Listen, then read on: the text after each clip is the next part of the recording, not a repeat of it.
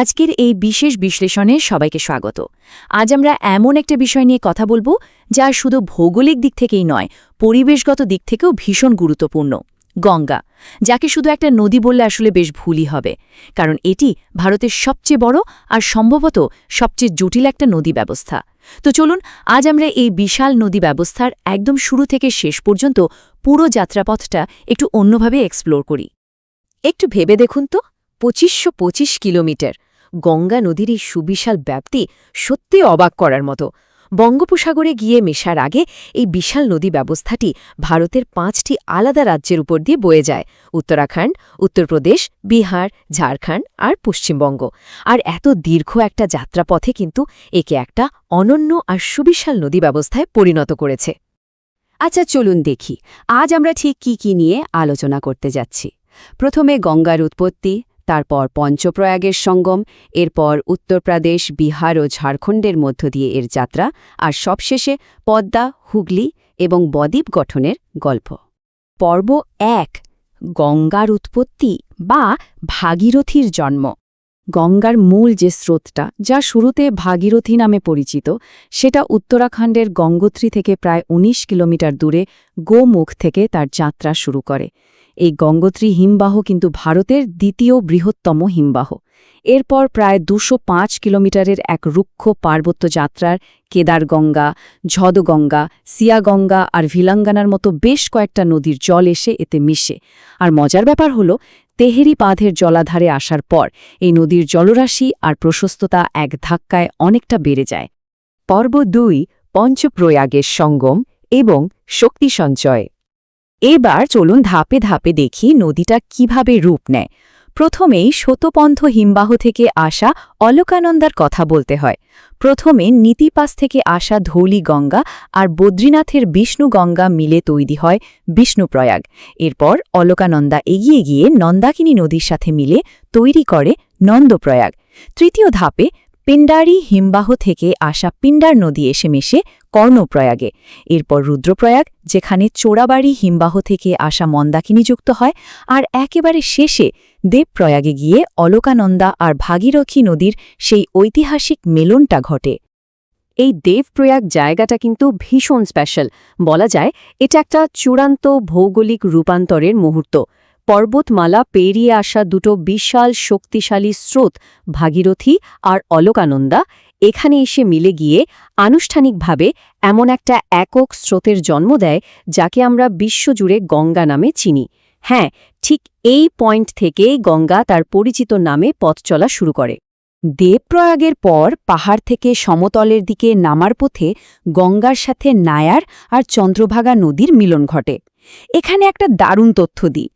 দেরাদুনের song নদী, যাতে প্রচুর খনিজ পদার্থ রয়েছে আর যাকে অনেকেই অলৌকিক নদী বলে থাকেন, সেটাও কিন্তু এই যাত্রায় যুক্ত হয়। এরপর নদীটা একটু দক্ষিণ পূর্ব দিকে বাঁক নিয়ে একেবারে হরিদ্বারের হর কি পৌড়ি হয়ে সমতল ভূমিতে প্রবেশ করে। পর্ব ৩, উত্তরপ্রদেশের মধ্য দিয়ে যাত্রা এবং বিশাল বিস্তৃতি। এখন এই তথ্যটা সত্যিই বেশ ইন্টারেস্টিং। সমতলে প্রবেশের পর নদীটা বিজনৌর জেলা নিয়ে উত্তরপ্রদেশে ঢুকে, আর এখানেই এর বিশাল বিস্তৃতির শুরু। অন্যান্য রাজ্যের তুলনায় উত্তরপ্রদেশে গঙ্গার ব্যাপ্তিটা একবার ভাবুন। নদীটা উত্তরপ্রদেশের ২৮টা জেলার উপর দিয়ে প্রবাহিত হয়, যেখানে বিহারের ১২টা বা ঝাড়খণ্ডের মাত্র একটা জেলার উপর দিয়ে যায়। কানপুর, প্রয়াগরাজ, বারাণসীর মতো আইকনিক সব জায়গা কিন্তু এর রুটেই পড়ে। এই দীর্ঘ পথ চলায় গঙ্গার সাথে বেশ কয়েকটা গুরুত্বপূর্ণ উপনদী এসে মেশে। বাম তীর দিয়ে নৈনিতাল থেকে আসা রামগঙ্গা আর পিলিভিত থেকে আসা গোমতী নদী এসে যুক্ত হয়, আর ডান দিক থেকে আসে যমুনা।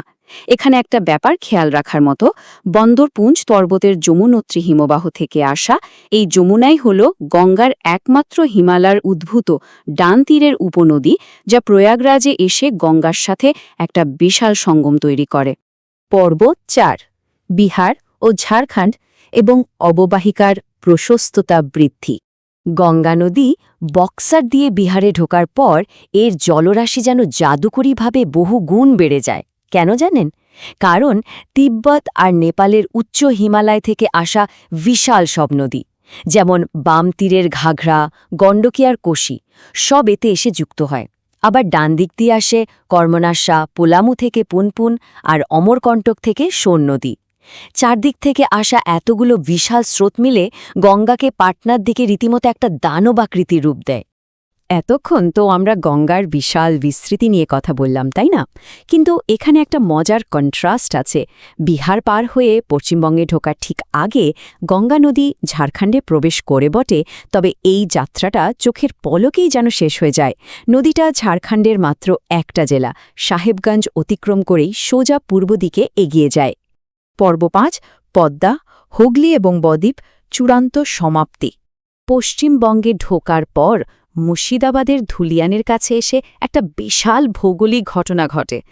এতক্ষণের একক গঙ্গা নদীটা এখানে এসে দুটো সম্পূর্ণ আলাদা সত্তায় ভাগ হয়ে যায়।